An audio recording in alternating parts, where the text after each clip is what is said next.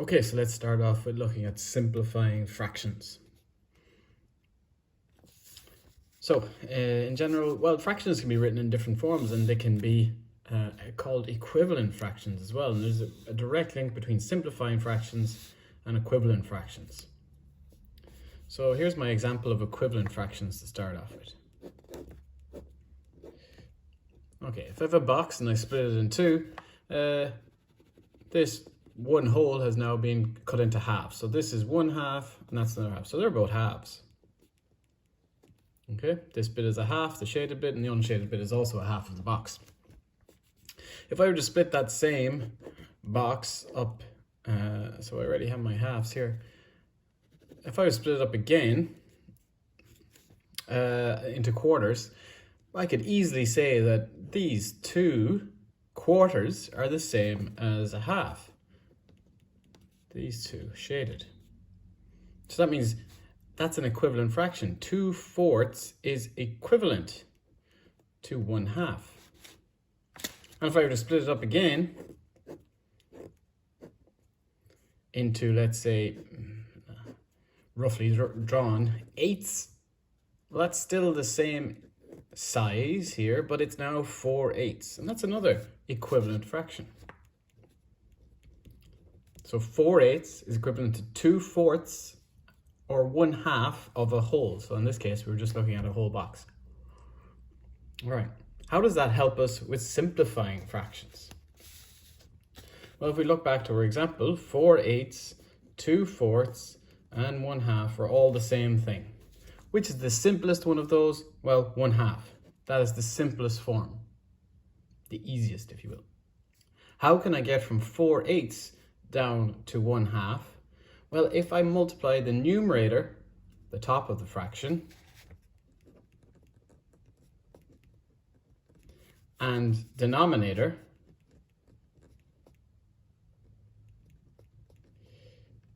if I divide those by the same number, so I've made them both equally smaller, 8 divided by 2, 4 divided by 2.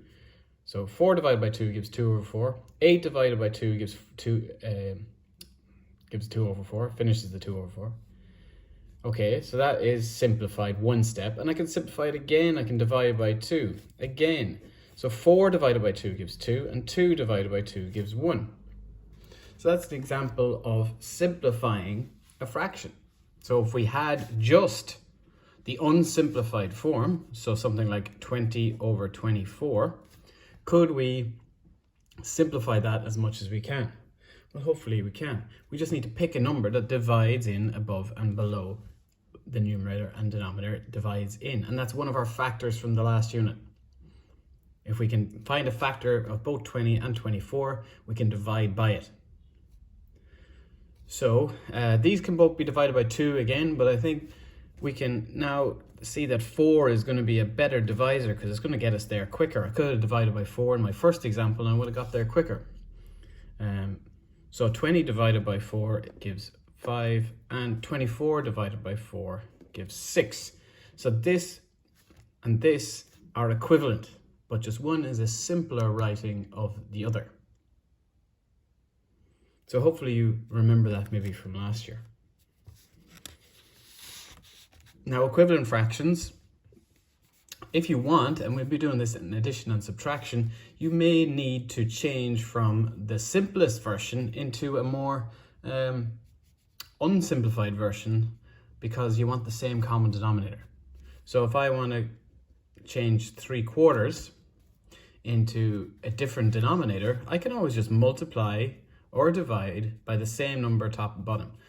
So if I multiply top and bottom by 2, I've created an equivalent fraction. 2 times 3 is 6, and 4 times 2 is 8. That's equivalent. If I just multiply the same number above and below, it's equivalent, or if I divide by the same number above and below, is equivalent. I can multiply again, maybe multiply by 3. I can write the equal sign because I'm not changing the fraction, I'm just changing the amount we're splitting it up into. So if you look at this, 4/8 was just 8 splits and half of them. And this was 2 splits and half of them. So if I multiply here by 3, I get 6 times 3, which is 18 over 8 times 3, which is 24. So that's equivalent to 3/4, 6 and 6 over 8. They are all what's called equivalent fractions. Converting fractions then. So sometimes we are given a mixed fraction. So for instance, 2 and 3/4. So often you hear it said in time, 2 and 3/4 hours. So if I want to convert that so it's just all quarters, well, I could draw a picture to help me. So I have 2 wholes and 3/4 of a whole. All right, something like that. So I'm missing this bit here. So that's 2 and 3/4. So how many quarters do I have? Well, there's 4 quarters, 4 quarters, and well, this was the 3/4.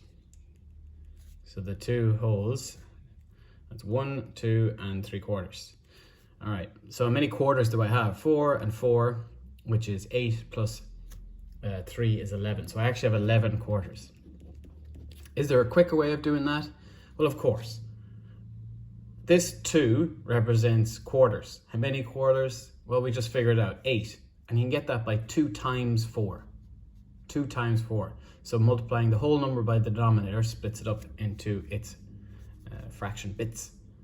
So if I just then add that, so I do 2 times 4, and then I add that answer, 8, to what's already on top of the fraction, 3, I have my answer. 8 plus 3 is 11. So the same answer. So if I wanted to do that a little bit quicker, let's say I've 3 and 1/3. I multiply 3 by 3 here, so the large whole number by the denominator to get 9. Add the 1 that's already on top. Keep the denominator the same, and I get 10 over 3. So that's converting a mixed to an improper fraction. Okay. Last example then, improper then to mix. So these are improper. They're top-heavy fractions, got too much in the numerator. So they're useful when trying to do operations, so addition and subtraction and stuff. But in general life, we don't say it 10/3. We say it 3 1/3. So we often try and get answers back into mixed form. So if I have the improper, so something like 5/3, so 5/3, and I want to get it back into mixed, well, I see that 3/3 would be a whole. So many times as 3 divided into 5, well, it goes in once with a remainder of 2. So it fits in 1, and then there's 2 left over. So how do I write that as a fraction? 1 whole and 2 as my remainder out of, well, the denominator is still 3. 1 and 2 there. Let's do one final example, improper. So let's pick 28/5. So how do I convert that? Set up my division, 28 divided by 5. 5 fits into 28, well, the nearest one is 25, so that's 5 5s, 5 times. My remainder is 3. So writing my answer, 5 whole, remainder goes on top, and my denominator stays the same. 5 and 5 are 3/5. Okay. All right, so that's some introductions to basics of fractions. You do need to know your factors quite well here, as you may notice from the last unit, and multiples. They're always important, and of course your times tables.